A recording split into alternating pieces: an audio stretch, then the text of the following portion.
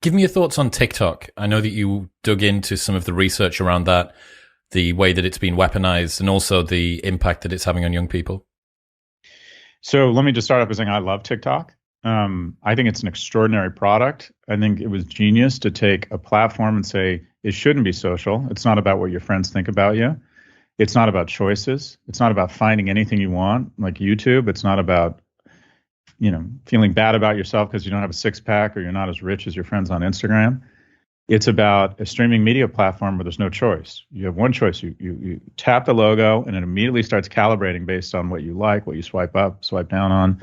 And before you know it, you're in the ultimate tailored, individualized, singular streaming media network that is just addictive.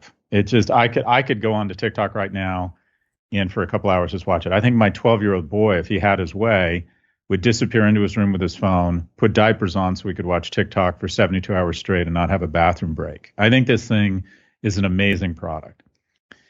The issue is, if I were a member of the CCP and I saw that we had vested interest in diminishing America's standing strategically in the world, and that the easiest way to do that was not with kinetic power, because we don't have the capital that the U.S. has to spend on aircraft carrier fleets, or even through corporate espionage, and they do a great job of that.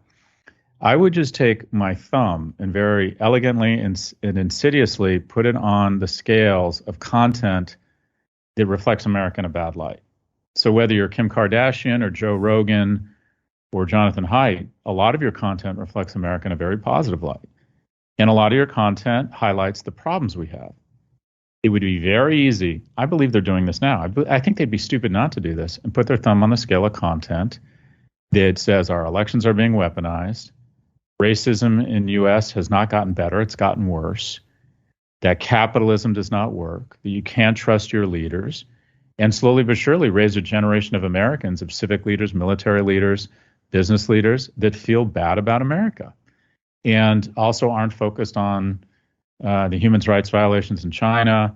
But basically, if you think of geopolitics as a horror movie, it's not outside threats right now. We are stronger than we've ever been, I would argue, competitively. No one's lining up for Chinese or Russian vaccines. Our GDP growth hasn't matched China's, but it's more consistent. The smartest, brightest, hardest working people in the world all have one thing in common, and that is they like the idea of either getting to Europe or getting to the United States especially. So we're the football team that gets the top draft choices every year from every high school in the world. So we're doing really well. But the horror movie would be that horror movie where they say the call is coming from inside the house. We're eating each other in the U.S. internally. A third of Republicans and Democrats see the other party, members of the other party, as their mortal enemy. 25% of America is comfortable with an autocrat as long as the autocrat represents his or her ideals. 54% of Democrats are worried that their kid is going to marry a Republican.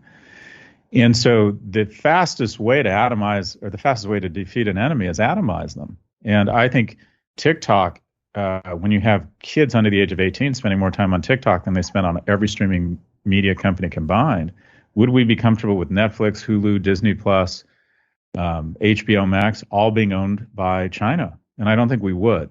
So I think there needs to be a separation between ownership and the product. I think that Meta was the ultimate espionage product. I don't think the Mossad, the NSA, the GRU, MI6, in their wildest dreams could have come up with Meta.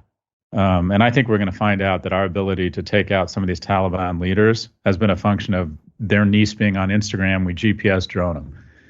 And I realize this sounds paranoid, but it doesn't mean I'm wrong. I think after the senators and the elected leaders in America have their photo ops berating Mark Zuckerberg, they go into a confidential hearing and he says, do you want us to continue help killing Taliban leaders? And they say yes. And he says, well, back the fuck off. I think that's why we haven't had any meaningful legislation against the big American platforms. But anyways, the ultimate propaganda tool is TikTok. I think they would be stupid not to do this. And I think we're naive to think that they won't be able to do it easily. And I think it presents a real national security risk. The wild thing is that TikTok content that is disintegrating America or reducing patriotic feelings towards it is generated by US in citizens. America. Yeah, this isn't the Chinese creating content, no. But because of the dynamic of audience capture and the reinforcement mechanism of getting that status response, you can press your hand on the scale that rewards creators that create a particular type of narrative. And that it turns every individual TikTok user that cares to talk about politics to be more likely an unwitting, unwilling CCP agent. It's so brilliant and insidious at the same time. And by the way, let's wrap all of this in really joyous dance videos, which makes it all feel really benign. Yeah, even it's done to a Justin Bieber. The catastrophe and the apocalypse will be done to a Justin Bieber soundtrack. That's right. So it doesn't really matter. It all feel good. And you don't even have to put your thumb on the scale of certain individuals and not others. It can be the content from the same individual. In this podcast, I will talk about very hopeful things for America. I don't think there's anything wrong we can't fix. 50% of the world's philanthropy originates from U.S. institutions. If you were to have one global news headline for the last 100 years, it would be that British, Russians, and the Americans turned back fascism. The one headline for the last 50 years would be unprecedented global prosperity led by America. I'll also talk about failing young men in the U.S. and how they're struggling, and young men have never fallen. That cohort has fallen further faster in the U.S. than in history.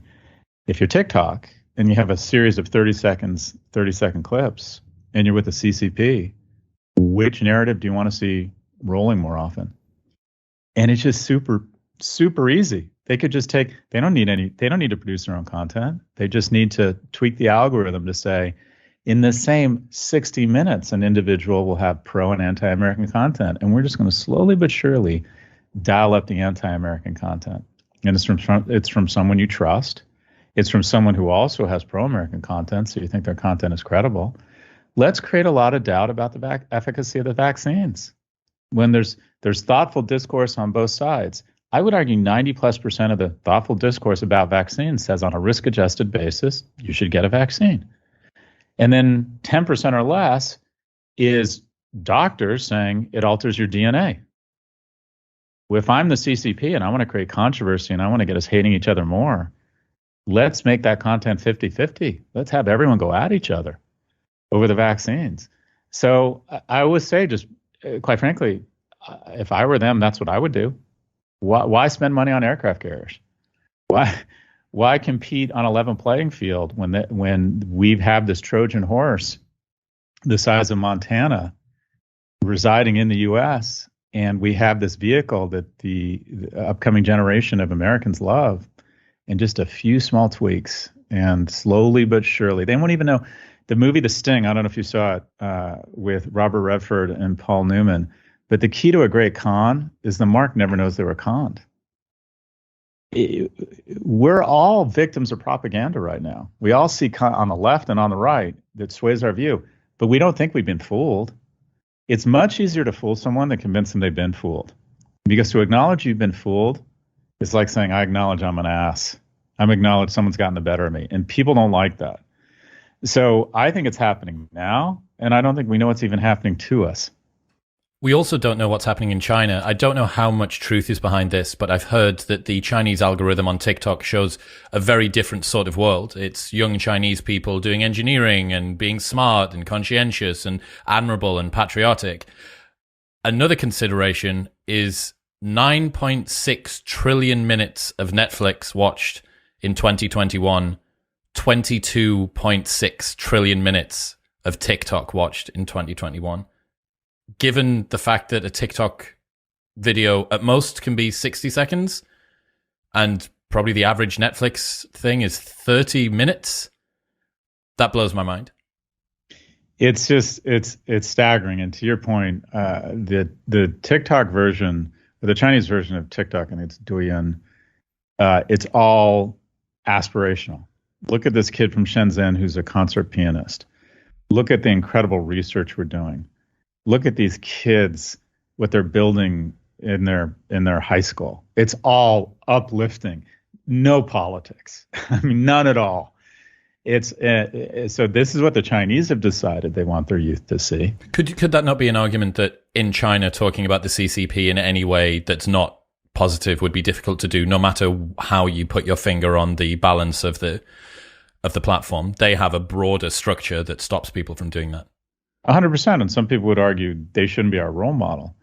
But even if you take the societal issues and the complicated conversation around censorship in media, because whenever you hear the words ban and media in the same sentence, you should understandably have a gag reflex. Because I think one of the keys to a productive democratic society is that pretty much anyone can say pretty much anything about pretty much anyone else. I do think that's super important.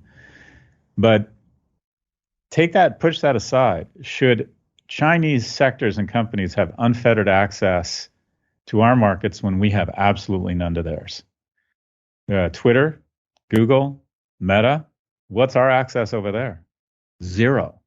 We have limited access. We have just enough access initially, and they create body language and a head fake that they might let us be in there just long enough so they can steal the intellectual property.